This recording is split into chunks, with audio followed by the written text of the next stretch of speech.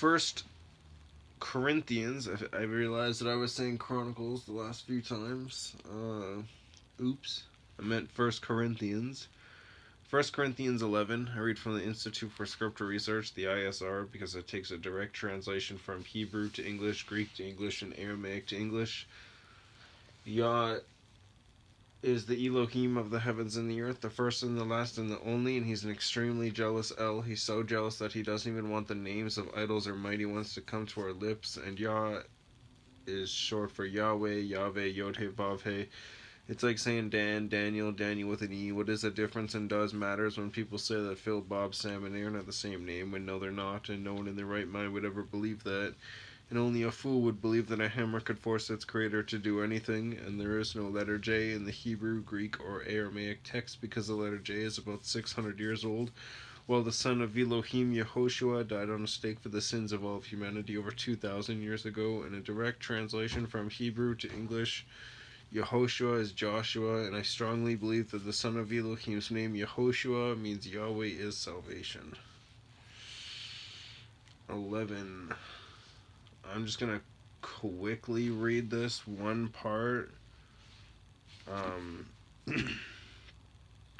Actually, no. You know what? We'll get up to it because it's on the 6th one.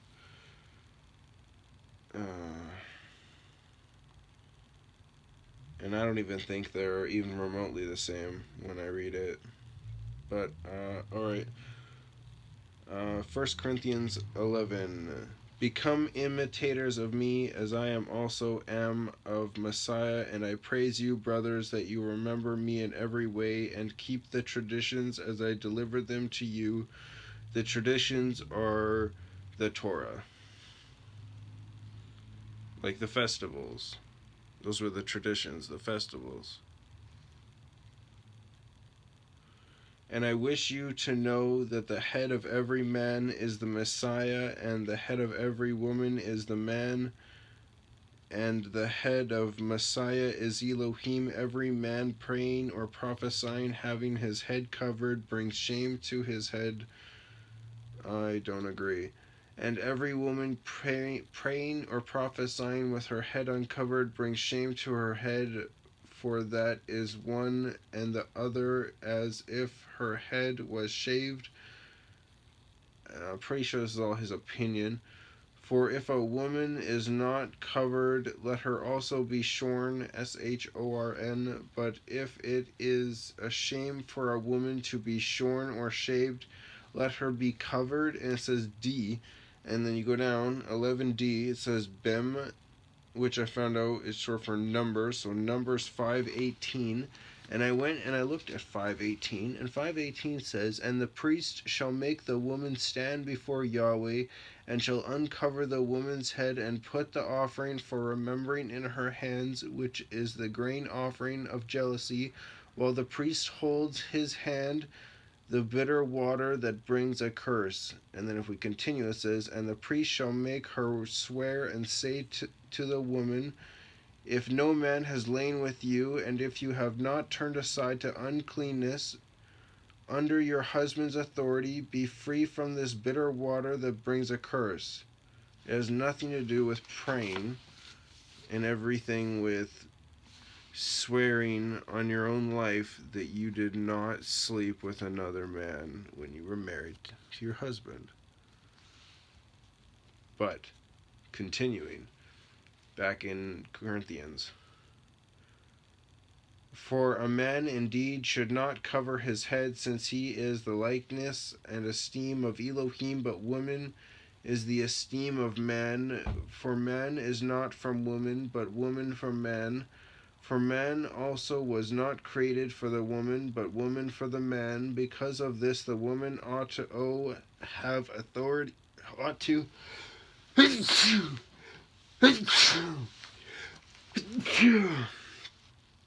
Corona. Just kidding. Don't have a cow. Don't send me to your concentration camps. I'm just sneezing because I got a little kitty hair in my nose. Anyways, because of this, the woman ought to have authority on her head because of the messengers. However, man is not independent of woman, nor woman independent of man in the master, for as the woman was from the man, even so the man also is through the woman, but all are from Elohim. Judge for yourselves. Is it proper for a woman to pray to Elohim with her head uncovered? Yes. Does not nature itself teach you that if a man indeed has long hair, it is a disrespect to him? No, YahWeh actually, remember Samson, he had long hair, and YahWeh made sure that his long hair was his strength, so again, I'm going to have to disagree. And if a woman has long hair, it is an esteem to her because the long hair has been given to her over against a veil. If, however, anyone seems to be contentious, we do not have such a habit, nor do the assemblies of Elohim. And in declaring this, I do not praise you, since you come together not for the better, but for the worse. For in the first place, I hear that when you come together as an assembly, there are divisions among you, and to some extent I believe it. For there have to be factions even among you, so that the approved ones might be revealed among you. So when you come together in one place, it is not to eat the Master's supper. For when you eat, each one takes his own supper first, and one is hungry and another is drunk. Have you not houses to eat and drink in, or do you despise the assembly of Elohim and shame those who have not? What shall I say to you? Shall I praise you in this? I do not praise, for I received from the Master that which I also delivered to you, that the Master Yehoshua, in the night in which he was delivered up, took bread, and having given thanks, he broke it and said, Take, eat, this is my body, which is broken for you. Do this in remembrance of me. And in the same way also the cup after supper, saying, This cup is the renewed covenant in my blood.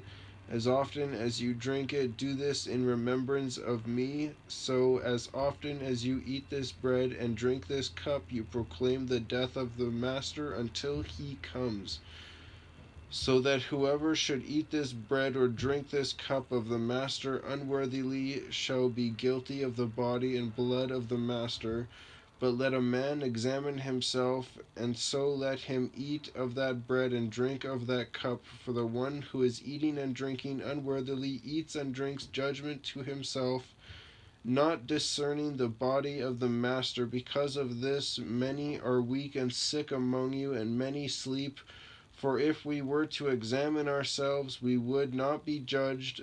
But when we are judged, we are disciplined by the Master, that we should not be condemned with the world. So then, my brothers, when you come together to eat, wait for one another, and if anyone is hungry, let him eat at home, lest you come together for judgment. And the rest I shall set in order when I come.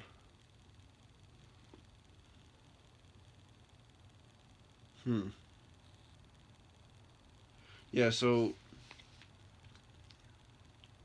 when you eat the bread, you're supposed to remember his body and the sacrifice he gave. And when you drink the cup, you're supposed to remember that the sacrifice was a blood sacrifice, and he gave his blood sacrifice, so you no longer have to give blood sacrifices.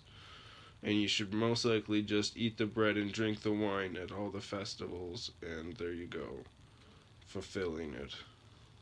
And no longer, instead of gathering the thousands of sheep that you don't have and sacrificing them for your people's sins, you simply eat of the bread, most likely unleavened bread, and drink from the wine. Anyways, that was a pretty good one.